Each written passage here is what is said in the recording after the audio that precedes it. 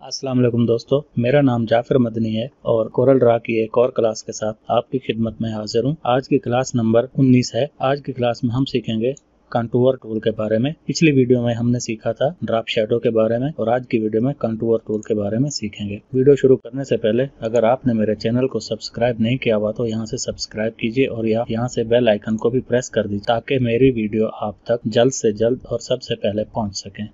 तो आइए क्लास शुरू करते हैं।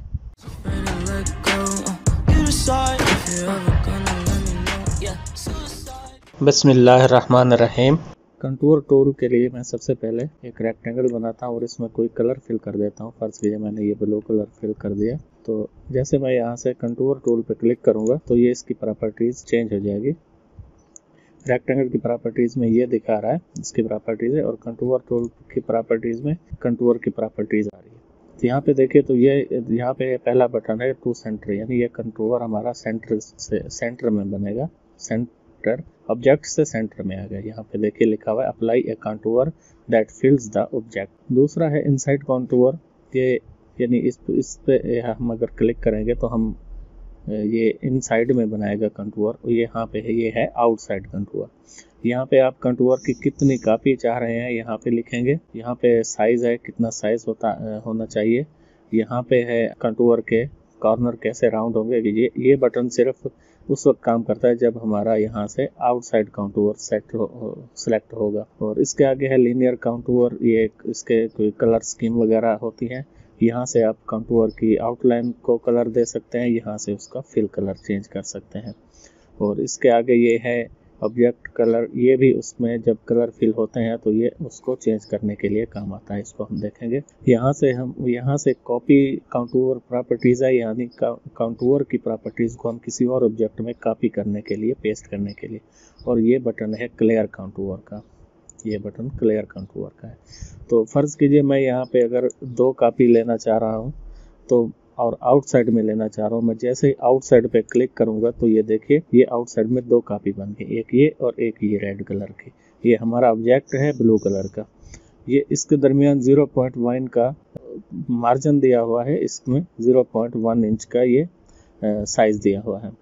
तो फर्ज कीजिए मैं अगर यहाँ से कलर चेंज करता हूँ, यहाँ से मैं ये कलर कर देता हूँ तो आप देखिए इसका कलर चेंज हो गया। ये ब्लू से ब्लेंड होता हुआ ग्रीन की तरफ जा रहा है हमारा कलर। तो अगर मैं यहाँ से इसकी कॉपी ज़्यादा करना चाहता हूँ तो ये देखिए मैं जितने इधर कॉपी बढ़ाऊंगा तो यहाँ से हमारे ऑब्जेक्ट से बाहर ये कलर इस कलर से हो रहा है। ये कलर हमारे कंटूर का कलर ये है और हमारे ऑब्जेक्ट का कलर ये है, ठीक है। तो ये ब्लेंड होता हुआ यहाँ से ऐसे ऊपर की तरफ जा रहा है कलर और इस ग्रीन में मिल रहा है।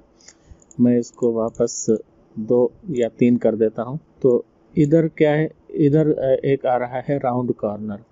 राउंड कॉर्नर पे मैं जैसे क्लिक करूँगा तो हमारे कॉर्नर काउंटर के कॉर्नर राउंड हो जाएंगे और हमारे ऑब्जेक्ट के कॉर्नर राउंड नहीं होंगे, वो कॉर्नर ही रहेंगे। और इसके बाद ये है बेवल करेंगे तो ये इधर ये शैम्फर हो जाएगा। ये इसको मैं फिर एक बार फिर वापस वही कर देता हूँ।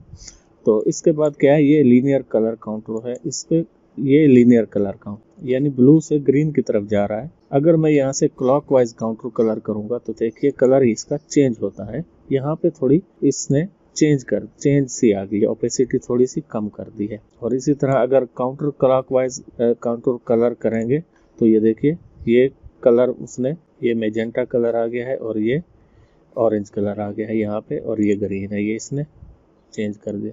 इसको वापस इसमें करते हैं और लीनियर में सिलेक्ट कर देते हैं और आगे ये कलर चेंज करने के लिए दिया हुआ है और यहाँ से क्लियर कलर होता है।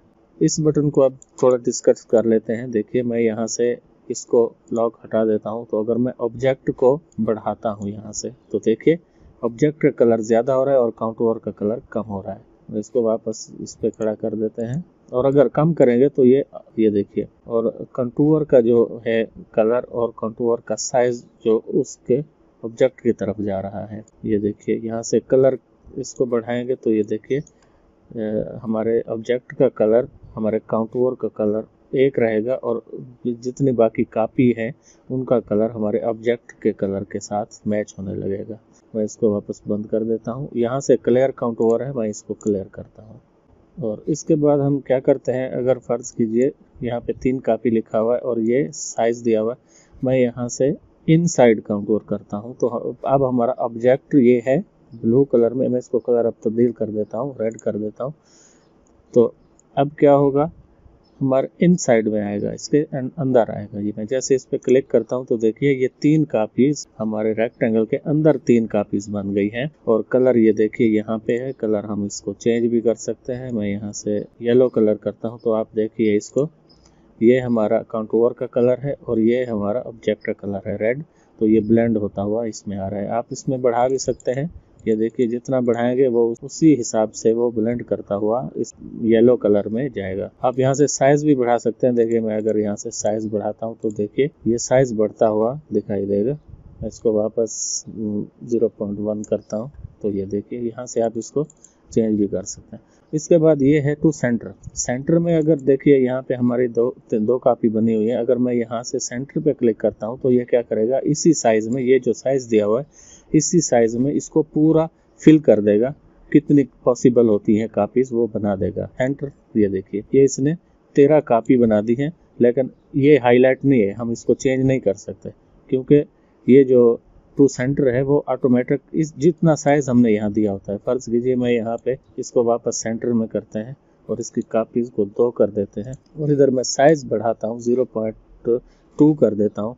तो अब मैं अगर यहाँ से सेंटर पे क्लिक करूँगा तो ये देखिए इसने 6 कापी बना दी है। साइज ये है 0.2 इंच का साइज है और इसने 6 कापी बना दिया। फिर हम इसको चेंज नहीं कर सकते। मैं इसको वापस 0.1 कर देता हूँ। ये बटन हमने सारे डिस्कस कर लिए हैं। अभी इसका जो प्रैक्टिकल यूज़ है उसको 1-2 एग्जांपल देख लेते हैं। तो मैं इसको क्लियर कंट्रोल करता हूँ सबको। एक मैं नया पेज लेता हूँ, इसको मैं 2 पेज कर देता हूँ। मैं एक रेक्टेंगल लेता हूँ, इसका डबल क्लिक करके इसी साइज में, हमारे इसी साइज में एक रेक्टेंगल आ गया। तो अब हम क्या करते हैं, इसका अगर हम मार्जिन लेना चाहते हैं तो हम क्या करेंगे, इस पर क्लिक करेंगे और यहाँ से आउटसाइड में हमें इसका ब्लीड मार्जिन अगर चाहिए तो इस पर क्लिक करेंगे। तो ये देखिए ये 5 आ गए हैं, तो मैं इनको 1 कर देता हूँ और यहाँ से साइज दे देते हैं। ब्लीड मार्जिन का साइज होता है 0.5।